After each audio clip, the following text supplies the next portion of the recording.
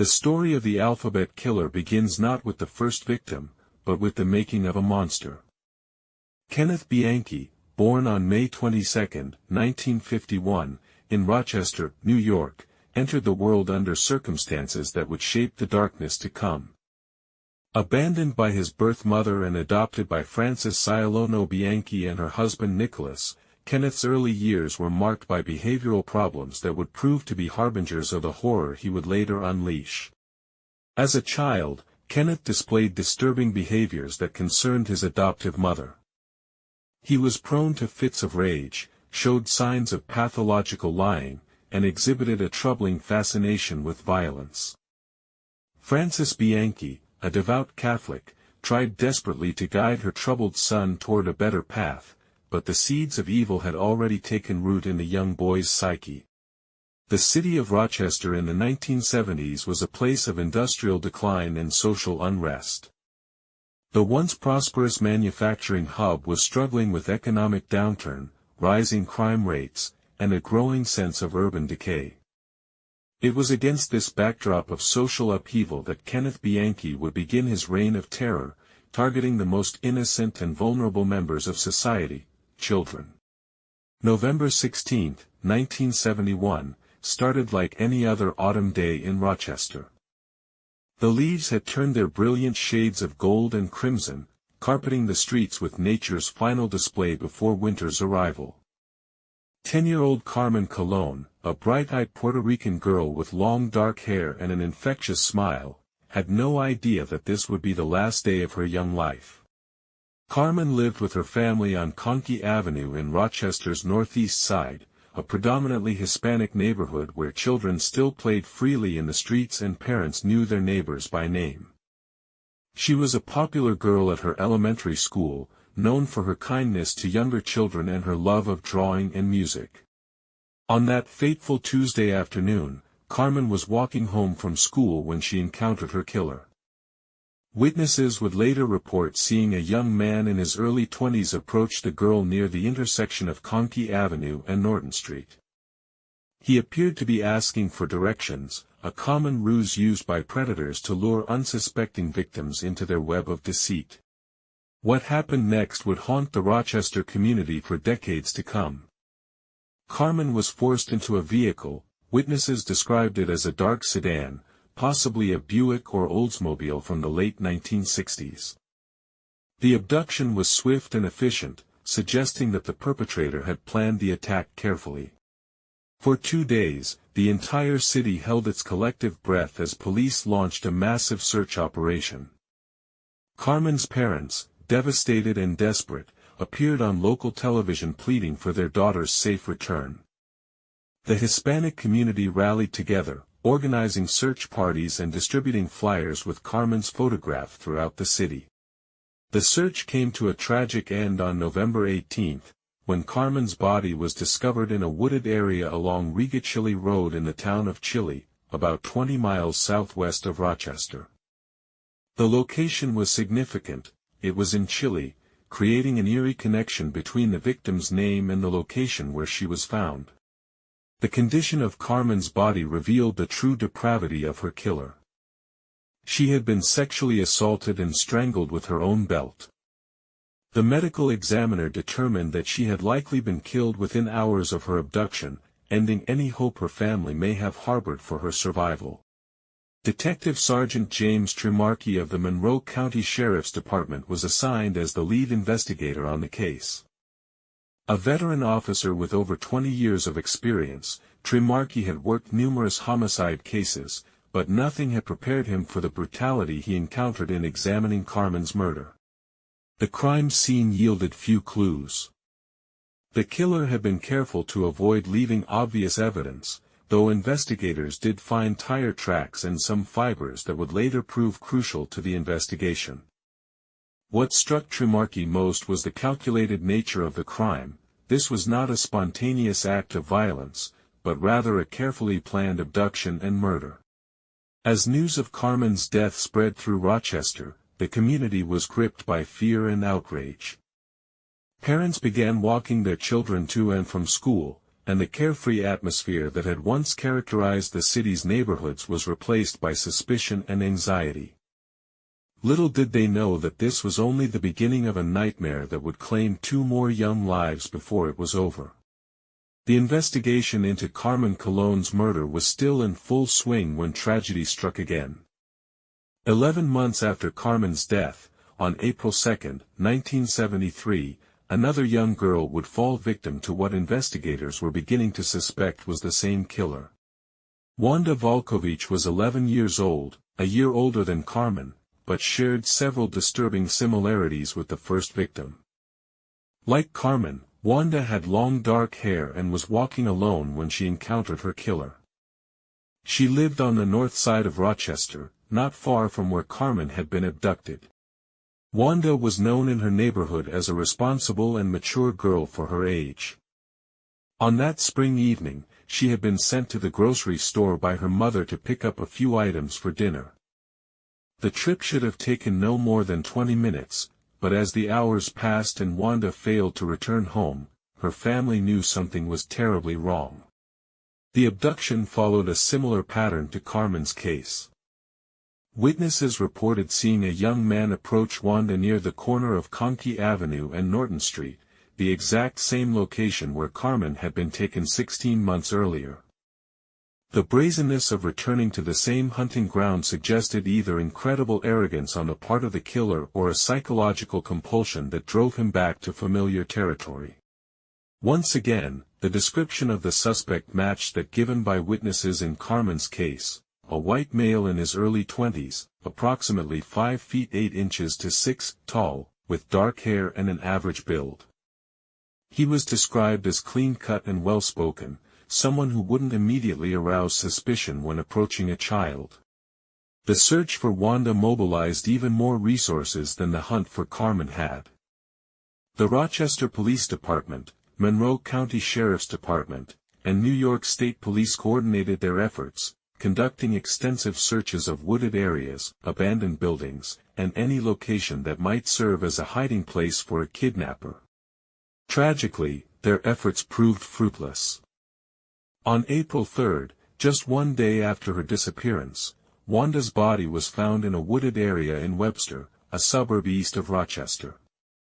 Like Carmen, she had been sexually assaulted and strangled. The location of the discovery was significant. Webster began with the letter W, matching the first letter of the victim's first name, just as Carmen had been found in Chile. Detective Tremarchi, now convinced that the same individual was responsible for both murders, began to see a pattern emerging. The killer appeared to be selecting victims based on some sort of alphabetical connection between their names and the locations where their bodies were discovered. This realization would prove to be crucial in understanding the twisted psychology of the perpetrator. The second murder sent shockwaves through Rochester that were even more powerful than those following Carmen's death. The fact that a killer was specifically targeting children, apparently at random, created a climate of terror that fundamentally changed the way families lived their daily lives. Schools implemented new safety protocols, parents organized carpools to ensure children were never alone, and the sale of home security systems skyrocketed. Local media began referring to the unknown killer as the Alphabet Killer, a moniker that captured both the methodical nature of his crimes and the alphabetical pattern that investigators had identified. The name stuck, and soon newspapers across the country were covering the story of Rochester's mysterious serial killer. By the fall of 1973, Rochester was a city living in fear. Parents clutched their children closer, schools had implemented buddy systems for students walking home, and the police presence in residential neighborhoods had been dramatically increased. Despite these precautions, the Alphabet Killer was not finished with his reign of terror. Michelle Maenza was just 10 years old when she became the third and final victim of the Alphabet Killer. A sweet, quiet girl with shoulder-length brown hair and bright brown eyes, Michelle lived with her family on Avenue D in Rochester's northeast section. She attended St. Jerome's Catholic School, where she was known as a diligent student who loved reading and helping her teachers with classroom tasks. November 26, 1973, was the Monday after Thanksgiving. The city was still decorated with autumn leaves and early holiday displays, and there was a sense of normalcy returning to Rochester after months of heightened anxiety.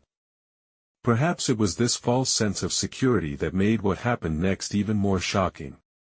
Michelle had been visiting her aunt's house on Maple Street, just a few blocks from her own home. As evening approached, she began the short walk back to her family's residence. It was a route she had taken countless times before, through a neighborhood where she knew many of the residents by name. At approximately 5:30 p.m., witnesses saw Michelle talking to a young man near the corner of Maple Street and Avenue D. The man appeared to be asking for directions, and Michelle, raised to be polite and helpful, had stopped to assist him. Within moments, she was gone. The disappearance was reported to police within an hour of Michelle's failure to arrive home. By this time, the entire Rochester law enforcement community was well versed in the pattern of the alphabet killer. Every available officer was mobilized for the search, and roadblocks were set up throughout Monroe County in an attempt to prevent the killer from transporting his victim to a remote location. The search for Michelle was the most intensive in Rochester's history up to that point. Hundreds of volunteers joined police officers, firefighters, and National Guard members in combing through every wooded area, abandoned building, and potential hiding spot within a 50-mile radius of the city. Helicopters circled overhead, their searchlights cutting through the darkness as they scanned the landscape below. For 3 agonizing days, the search continued. Michelle's parents, supported by their extended family and the entire St. Jerome's parish, maintained hope that their daughter would be found alive. Prayer vigils were held throughout the city, and the story of the missing girl captured national attention. On November 29, the search came to its tragic conclusion. Michelle's body was discovered in Macedon, a small town about 20 miles east of Rochester. True to the pattern that had emerged with the previous victims, Macedon began with the letter M, matching Michelle's first name. The condition of Michelle's body was consistent with that of the previous victims. She had been sexually assaulted and strangled, and the medical examiner determined that she had been killed within hours of her abduction. The crime scene yielded slightly more evidence than the previous 2 murders, including additional fibrous samples and what appeared to be a partial fingerprint on a discarded cigarette but found nearby. Detective Tremarchi, now leading a task force dedicated exclusively to the alphabet killer case, felt the weight of 3 families' grief pressing down on him. The pattern was now undeniable. The killer was selecting victims based on the alphabetical connection between their names and the locations where he disposed of their bodies. But understanding the pattern and catching the killer were 2 entirely different challenges. Following Michelle Maenza's murder, the Alphabet Killer Task Force became one of the largest criminal investigations in Rochester's history. Led by Detective Tremarchi, the team included investigators from the Rochester Police Department, Monroe County Sheriff's Department, New York State Police, and FBI behavioral analysts. The task force established their headquarters in a specially converted section of the Monroe County Public Safety Building. The walls were covered with maps, photographs, timelines, and charts attempting to make sense of the killer's methodology. A tip line was established, and within days, hundreds of calls were pouring in from concerned citizens reporting suspicious activity or providing potential leads. One of the most significant developments in the investigation came from the FBI's Behavioral Analysis Unit, which was still in its infancy during the early 1970s. Special Agent Robert K. Ressler, who would later become famous for his work profiling serial killers, was assigned to assist with the case. Ressler's psychological profile of the alphabet killer painted a picture of a white male between the ages of 20 and 30, likely someone who lived or worked in the Rochester area and was familiar with the local geography. The profiler suggested that the killer was organized and methodical, someone who planned his attacks carefully and took satisfaction from the media attention his crimes generated. The alphabetical pattern, Ressler theorized, served multiple psychological purposes for the killer. It satisfied his need for control and organization while also serving as a signature that would ensure his crimes received maximum attention. The profile suggested that the killer likely suffered from some form of personality disorder and may have experienced significant trauma or abuse in his own childhood. Physical evidence from the 3 crime scenes was carefully analyzed by the FBI's crime laboratory in Washington, D.C. Fiber analysis revealed that all 3 victims had been in contact with the same type of carpet fibers, suggesting that they had all been transported in the same vehicle. The fibers were from a common automotive carpet manufactured by several companies and used in numerous vehicle models during the late 1960s and early 1970s. Hair samples found at the crime scenes were consistent with each other, confirming that the same individual had committed all 3 murders. However, DNA analysis was still decades away from becoming a standard forensic tool, so the hair evidence could only be used for comparison purposes if a suspect was identified. The task force also focused intensively on the geographic aspects of the case. A detailed analysis of the locations where the victims were abducted and where their bodies were discovered revealed that the killer had an intimate knowledge of Monroe County's road system and rural areas. This suggested that he was likely a local resident rather than someone who had come to Rochester specifically to commit these crimes. Investigators interviewed hundreds of potential suspects, including convicted sex offenders, individuals with histories of violence against children, and anyone who had been reported acting suspiciously around schools or playgrounds. Each lead was meticulously investigated, but none yielded the breakthrough that would solve the case. The pressure on law enforcement was immense. The local media provided daily coverage of the investigation, and the national press had begun to take notice of Rochester's serial killer. Parents throughout the city demanded answers, and political leaders called for additional resources to be devoted to solving the case. As 1974 dawned, the alphabet killer case remained unsolved, and the investigation began to show signs of strain. Despite thousands of hours of detective work and hundreds of interviews, the killer's identity remained a mystery. The task force continued to follow up on leads, but many of the tips they received proved to be either irrelevant or the result of overactive imaginations fueled by community fear. One of the most promising early suspects was a young man named Miguel Colon, who happened to share a surname with the first victim. Miguel had a history of minor criminal offenses and had been seen in the area where Carmen was abducted on the day of her disappearance.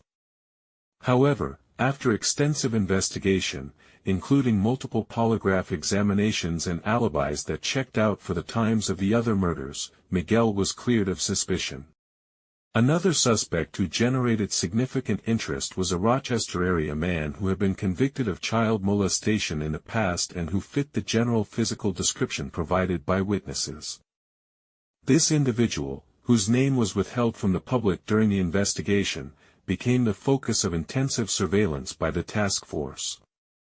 Investigators watched his movements, monitored his phone calls, and even searched his residence with a court-authorized warrant. Despite their efforts, they were unable to connect him to any of the 3 murders.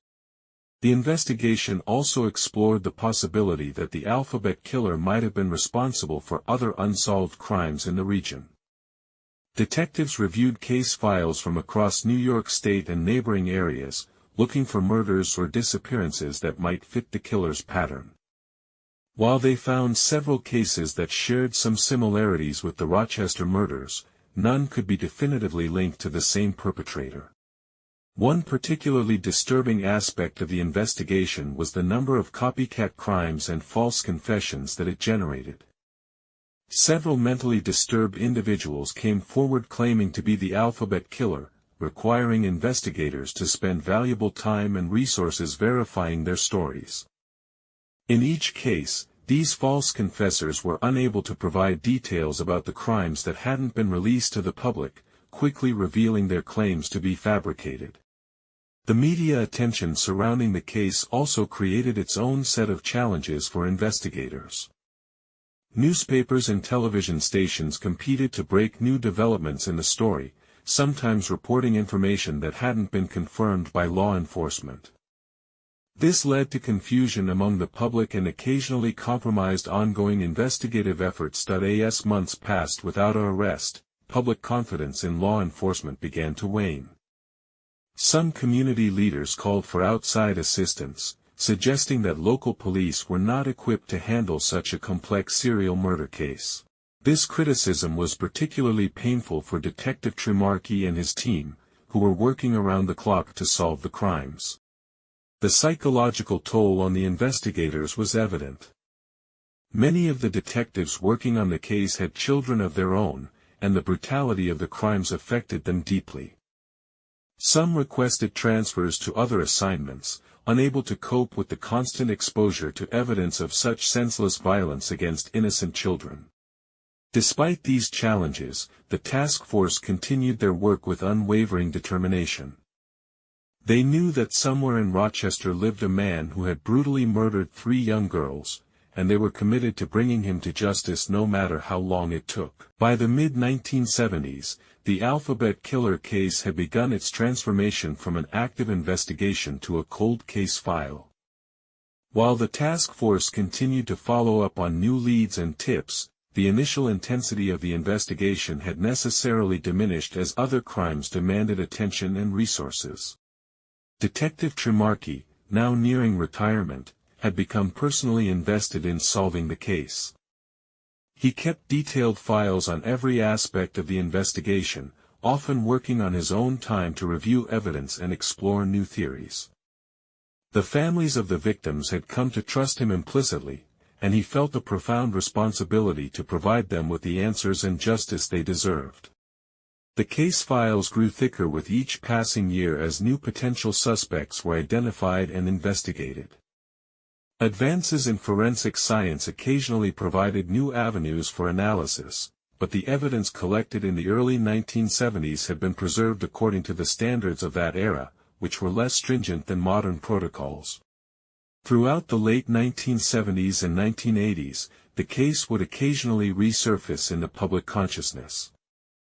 Anniversary articles in local newspapers would recount the crimes and ask whether the Alphabet Killer would ever be caught. These stories often generated new tips from the public, but most proved to be based on rumors or misremembered information from decades past. One significant development during this period was the emergence of new investigative techniques and technologies. The advent of computer databases allowed investigators to cross-reference information more efficiently, and improved communication systems enabled better coordination between different law enforcement agencies. However, these advances couldn't overcome the fundamental challenge facing the investigation, the lack of a viable suspect. The case also began to attract attention from amateur investigators and true crime enthusiasts. Books and magazine articles about the Alphabet Killer were published, each offering new theories about the killer's identity and motivations. While most of these amateur efforts were well-intentioned, they sometimes spread misinformation or interfered with ongoing police work. During the 1980s, several other high-profile serial killer cases captured national attention, including the Atlanta child murders and the Green River Killer in Washington state. These cases demonstrated both the challenges and the potential for solving serial murder investigations, providing both hope and frustration for those working on the Alphabet Killer case. Detective Trimarchi retired from active duty in the mid-1980s, but he continued to work on the Alphabet Killer case as a volunteer consultant. His successor, Detective John Insalaco, inherited not only the case files but also Trimarchi's passionate commitment to solving the murders. The two men worked together closely, with Trimarchi providing historical context and institutional memory while Insalaco brought fresh perspectives and access to new investigative tools. The break in the Alphabet Killer case came from an entirely unexpected source, the investigation of an unrelated series of murders on the opposite side of the country. In late 2004, more than 30 years after the Rochester murders, investigators in Los Angeles were reviewing evidence from the infamous Hillside Strangler case of the late 1970s. The Hillside Strangler case had terrorized Los Angeles from 1977 to 1978, when a series of young women were found murdered on hillsides around the city. The case had been solved relatively quickly, leading to the arrest and conviction of cousins Kenneth Bianchi and Angelo Buono. However, as part of a routine review of old evidence using new DNA technology, investigators discovered something unexpected. Kenneth Bianchi, it turned out, had lived in Rochester, New York, during the early 1970s, precisely the time period when the Alphabet Killer had been active. This revelation prompted Los Angeles investigators to contact their counterparts in Rochester, sharing information about Bianchi's background and criminal history. Detective Lynn Johnston of the Monroe County Sheriff's Department, who had taken over the Alphabet Killer investigation from John Insalaco, was immediately intrigued by the potential connection.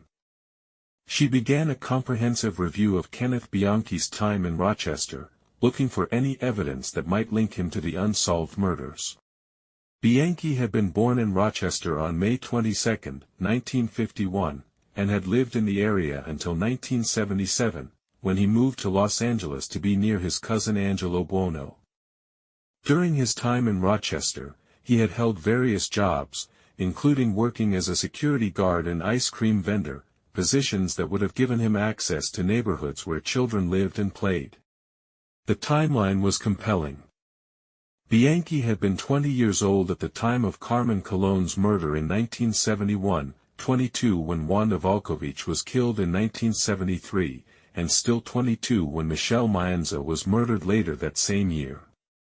His age and physical appearance matched the witness descriptions from the original investigation.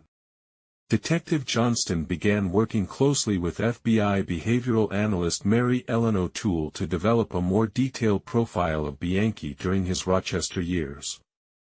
What they discovered was deeply disturbing.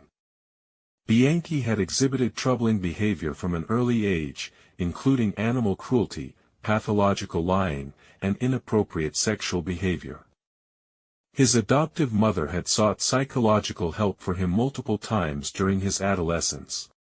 Most significantly, investigators discovered that Bianchi had been employed as an ice cream vendor in Rochester during the summer of 1971, just months before Carmen Colon's murder.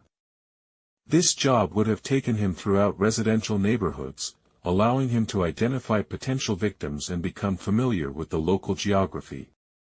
Armed with this new information, Detective Johnston began the painstaking process of building a case against Kenneth Bianchi for the Alphabet Killer murders.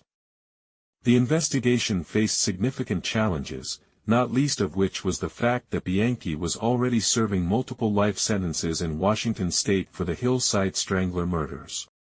The first step was to locate and re-examine all the physical evidence from the original crime scenes. Much of this evidence had been stored for over 3 decades, and some had deteriorated or been lost over time. However, investigators were able to recover several crucial items, including hair samples, fiber evidence, and some personal belongings of the victims that might contain DNA evidence. The development of advanced DNA analysis techniques had revolutionized criminal investigations since the 1970s. Items that had been considered of limited value during the original investigation could now potentially provide definitive proof of a suspect's involvement in the crimes. Detective Johnston worked with forensic laboratories to have all available evidence tested for DNA markers. Meanwhile, investigators began reconstructing Bianchi's life in Rochester during the early 1970s. They interviewed former employers, neighbors, and acquaintances, looking for anyone who might remember suspicious behavior or statements. They also reviewed employment records, school transcripts, and any other documents that might place Bianchi in specific locations at crucial times. One particularly promising lead came from a woman who had worked with Bianchi at an ice cream company in 1971. She recalled that he had made inappropriate comments about children and had once mentioned his fascination with the alphabet. While this testimony was decades old and potentially unreliable, it fit the pattern investigators were trying to establish. The investigation also focused on Bianchi's psychological profile and comparing it to the behavior patterns exhibited by the alphabet killer. Dr. Dorothy Lewis, a renowned forensic psychiatrist who had previously examined Bianchi during his Los Angeles trial, was consulted about the possibility of his involvement in the Rochester murders. Dr. Lewis noted that Bianchi's psychological makeup was entirely consistent with someone who could have committed the alphabet killer murders. He had demonstrated a pattern of escalating violence, a fascination with control and manipulation, and the organizational skills necessary to plan and execute the systematic abduction and murder of children. Perhaps most significantly, investigators discovered that Bianchi had been questioned by police during the original alphabet killer investigation in 1973. He had been one of dozens of young men interviewed as part of the massive canvass conducted after Michelle Maenza's murder. However, he had been quickly eliminated as a suspect based on his seemingly cooperative demeanor and lack of obvious criminal history. This revelation was particularly frustrating for the investigators who had worked on the original case. They had actually spoken to the killer, but had lacked the tools and knowledge necessary to identify him as the perpetrator. It was a sobering reminder of how much criminal investigation techniques had advanced over the decades. The breakthrough in the alphabet killer case came in early 2007, when DNA analysis of evidence from Michelle Maenza's murder yielded a partial genetic profile. While the sample was degraded due to its age, it contained enough genetic markers to be compared against known suspects. When Bianchi's DNA profile was compared to the evidence from the crime scene, the results were compelling but not definitive. The partial profile was consistent with Bianchi's DNA, but it could not exclude a significant percentage of the male population. For a criminal prosecution, investigators would need additional evidence to support the DNA findings. The search for additional physical evidence led investigators to re-examine every item collected from the 3 crime scenes. Using new forensic techniques, they were able to extract additional DNA samples from clothing fibers and personal items that had previously been considered unsuitable for testing.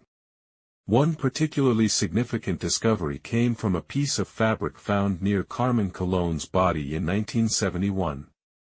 Advanced testing revealed the presence of saliva containing DNA markers that matched Kenneth Bianchi's genetic profile. While still not a perfect match due to the age and condition of the sample, the probability that the DNA belonged to someone other than Bianchi was calculated to be less than 1 in several thousand.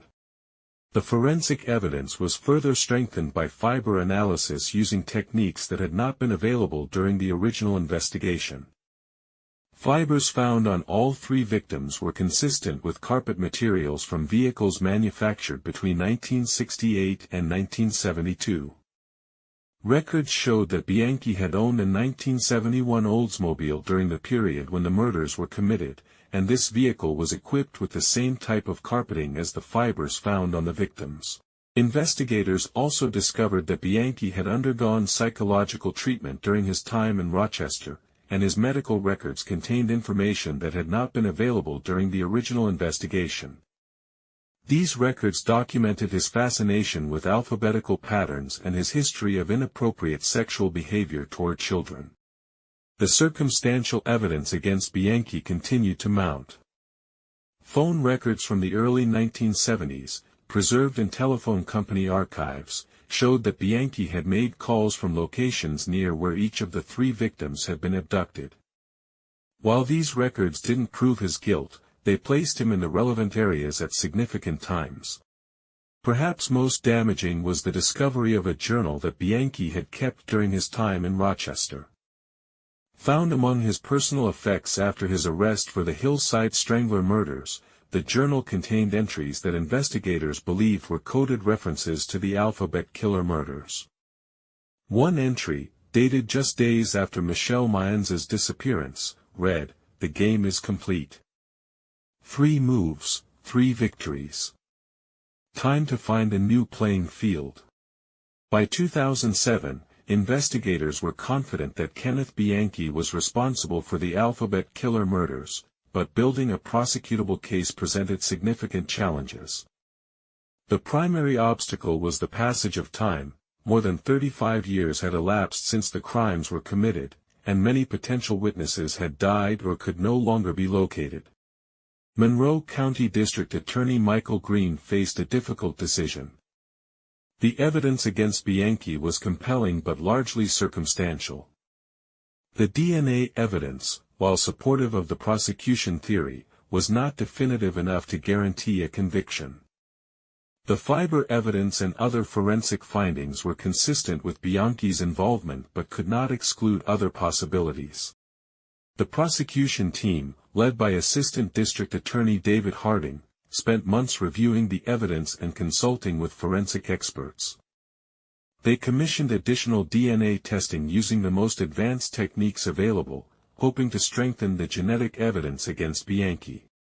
The new testing yielded mixed results. While some samples provided stronger genetic profiles that more closely matched Bianchi's DNA, others remained too degraded to be of significant probative value. The forensic experts concluded that while the totality of the DNA evidence supported the theory that Bianchi was the killer, it would likely not be sufficient to prove guilt beyond a reasonable doubt in a criminal trial.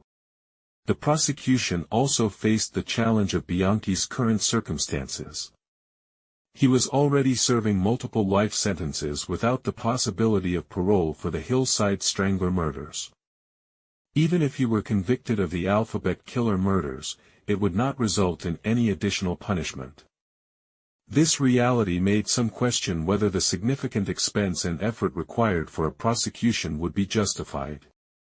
However, District Attorney Green ultimately decided that the families of the victims deserved their day in court, regardless of whether additional punishment would result. The symbolic importance of officially solving the Alphabet Killer case and providing closure to the community outweighed the practical considerations about sentencing. The decision to prosecute was also influenced by the wishes of the victims' families, who had waited more than 3 decades for answers. Carmen Colon's sister, now in her 50s, had become an advocate for victims' rights and had lobbied extensively for continued investigation of her sister's murder. She argued that officially charging Bianchi would provide a sense of justice and closure that had been denied to her family for far too long. In September 2007, Monroe County authorities announced their intention to charge Kenneth Bianchi with the murders of Carmen Colon, Wanda Valkowicz, and Michelle Maenza. The announcement generated significant media attention, with news outlets from across the country covering the potential resolution of one of New York's most notorious cold cases. However, the path to trial proved to be more complicated than anticipated. Bianchi's defense attorneys, working pro bono due to his indigent status, immediately challenged the prosecution's evidence and filed numerous pretrial motions. They argued that the passage of time had compromised their ability to mount an effective defense and that the DNA evidence was too degraded to be reliable. The defense also questioned the chain of custody for evidence that had been stored for over 3 decades. They argued that contamination or deterioration could have compromised the forensic findings, and they demanded extensive testing to verify the integrity of all physical evidence. Judge Patricia Marks, who was assigned to preside over the case, faced the challenging task of balancing the prosecution's right to present their case with the defendant's right to a fair trial. She ordered additional discovery proceedings and appointed independent forensic experts to review the DNA evidence. The independent review confirmed that while the DNA evidence was consistent with Bianchi's involvement in the murders, it was not strong enough to prove guilt beyond a reasonable doubt on its own. The experts noted that the degradation of the samples over time had created uncertainties that could not be overcome with current technology. As pretrial proceedings continued, Bianchi's health began to deteriorate. Now in his late 50s and having spent nearly 3 decades in prison, he suffered from various medical conditions that affected his ability to participate in his own defense. His attorneys argued that he was becoming increasingly incompetent to stand trial. The prosecution faced additional setbacks when several key witnesses from the original investigation died or became too ill to testify. Detective Trimarchi, who had devoted much of his career to solving the Alphabet Killer case, passed away in early 2008, taking with him decades of institutional knowledge about the investigation. By late 2008, it became clear that the case against Bianchi would be difficult to prosecute successfully. The combination of degraded physical evidence, deceased witnesses, and the defendant's deteriorating condition created obstacles that might be insurmountable in a criminal trial. In March 2009, Monroe County District Attorney Michael Green announced that while his office remained convinced of Kenneth Bianchi's guilt in the Alphabet Killer murders, they would not proceed with a criminal trial. The decision was based on the practical realities of prosecuting a case based on evidence that was nearly 4 decades old. Instead, Green's office released a comprehensive report detailing their investigation and the evidence that had led them to identify Bianchi as the Alphabet Killer. The report, which ran over 200 pages, laid out the circumstantial case against Bianchi and explained why investigators were confident he had committed the murders. The announcement brought mixed reactions from the community and the victims' families. Some expressed frustration that Bianchi would never be formally charged with the murders, while others were satisfied that his identity as the killer had been officially established. The families of the 3 victims issued a joint statement thanking law enforcement for their decades of dedication to solving the case. Kenneth Bianchi, now serving his life sentences in Washington state, never admitted to committing the Alphabet Killer murders. In rare interviews with journalists and researchers, he continued to deny any involvement in the Rochester crimes, despite the mounting evidence against him. The resolution of the Alphabet Killer case represented both a triumph and a frustration for law enforcement. After more than 35 years, they had finally identified the perpetrator, but the passage of time had prevented them from achieving the formal justice that the victims' families deserved. The case also highlighted the dramatic evolution of criminal investigation techniques over the decades. Methods that were cutting-edge in the 1970s seemed primitive compared to the DNA analysis and computer databases available in the 2000s. The investigation demonstrated both the importance of preserving evidence and the challenges of working with aged materials. For the Rochester community, the identification of Bianchi as the Alphabet Killer provided a sense of closure to one of the most traumatic periods in the city's history. Parents who had lived in fear during the early 1970s could finally know that the monster who had terrorized their neighborhoods had been caught, even if formal justice had been delayed. The story of the Alphabet Killer continues to resonate more than 50 years after the first murder was committed. The case has become a landmark in the history of criminal investigation, illustrating both the persistence required to solve complex cases and the evolution of forensic science over time.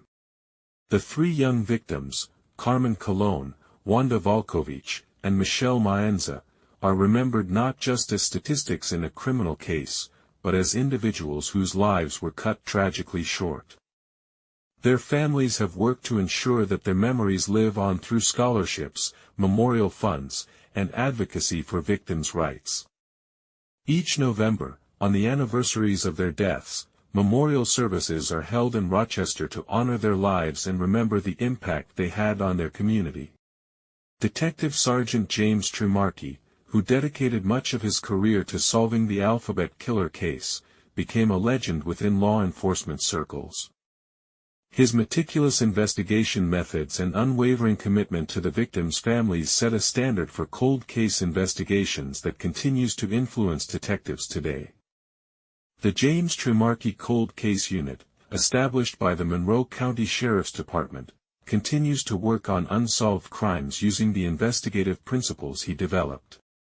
The case has also had a lasting impact on child safety protocols and community awareness. The fear that gripped Rochester during the early 1970s led to fundamental changes in how parents, schools, and communities approached child protection.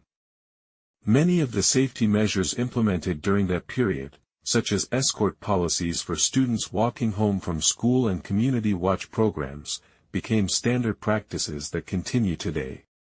From a forensic science perspective, the alphabet killer case demonstrates both the limitations and the potential of physical evidence. The investigation showed how evidence that seemed insignificant in the 1970s could become crucial decades later when new analytical techniques became available. This lesson has influenced evidence collection and preservation protocols, ensuring that future investigations will have access to the materials they need to solve complex crimes. The psychological aspects of the case have also contributed to the understanding of serial killer behavior. Kenneth Bianchi's pattern of selecting victims based on alphabetical criteria provided insights into the organized nature of certain types of serial killers and their need to impose structure and meaning on their crimes. This understanding has helped investigators develop better profiles of similar offenders and has contributed to the broader field of criminal psychology. The media coverage of the alphabet killer case also marked a turning point in how serial murder cases were reported. The extensive coverage, while sometimes problematic for the investigation, helped raise public awareness about the dangers faced by children and the importance of community vigilance. The case was among the first to receive sustained national media attention, setting precedents for how such stories would be covered in the future. Educational institutions have used the alphabet killer case as a teaching tool in criminal justice programs across the country. The case study illustrates numerous important concepts in criminal investigation, including the importance of interagency cooperation, the challenges of working with aged evidence, and the psychological dynamics of serial murder cases. Students studying forensic science, criminal psychology, and law enforcement continue to analyze the case to understand both successful investigative techniques and areas where improvements could have been made. The technological advances that ultimately helped identify Kenneth Bianchi as the alphabet killer have continued to evolve. DNA analysis techniques that were revolutionary in the 2000s have been superseded by even more sophisticated methods. Cold case units across the country continue to use these advancing technologies to solve decades-old crimes, giving hope to families who have waited years for answers. The legal challenges faced in attempting to prosecute Bianchi have also influenced discussions about statutes of limitations for serious crimes and the special considerations required when dealing with aged evidence. Legal scholars have studied the case to better understand the balance between the right to a fair trial and the need for justice, even when significant time has passed since the commission of a crime. Today, Rochester has largely healed from the trauma of the alphabet killer, but the case remains an important part of the city's history. Local museums and historical societies maintain exhibits about the case, not to sensationalize the crimes, but to honor the victims and recognize the dedication of those who worked to solve them. The case serves as a reminder of the importance of community solidarity in the face of tragedy and the need for continued vigilance in protecting the most vulnerable members of society. Kenneth Bianchi remains incarcerated in Washington state, where he continues to serve multiple life sentences for the Hillside Strangler murders. Now in his 70s, he has largely faded from public attention, but his crimes continue to be studied by researchers, law enforcement professionals, and students of criminal behavior. His refusal to confess to the alphabet killer murders means that some questions about the case may never be fully answered, but the weight of evidence leaves little doubt about his guilt. The families of Carmen Colon, Wanda Valkowicz, and Maenza have found different ways to cope with their losses over the decades. Some have become advocates for victims' rights, working to ensure that other families receive better support and that investigations of crimes against children are given the highest priority. Others have chosen to live more private lives, but all have contributed to keeping the memory of their loved ones alive. The Rochester Police Department and Monroe County Sheriff's Office continue to use the alphabet killer case as a training example for new investigators. The case illustrates the importance of thorough evidence collection, careful documentation, and persistent follow-up, even when cases seem impossible to solve. It also demonstrates the value of interagency cooperation and the importance of maintaining hope even when cases grow cold. As forensic science continues to advance, there remains the possibility that additional evidence from the alphabet killer case could yield new insights. Investigators have preserved all remaining physical evidence, and new analytical techniques are constantly being developed. While Kenneth Bianchi may never face trial for these crimes, the case continues to serve the cause of justice by advancing the methods used to solve similar crimes. The story of the alphabet killer ultimately serves as both a tragedy and a testament to human persistence.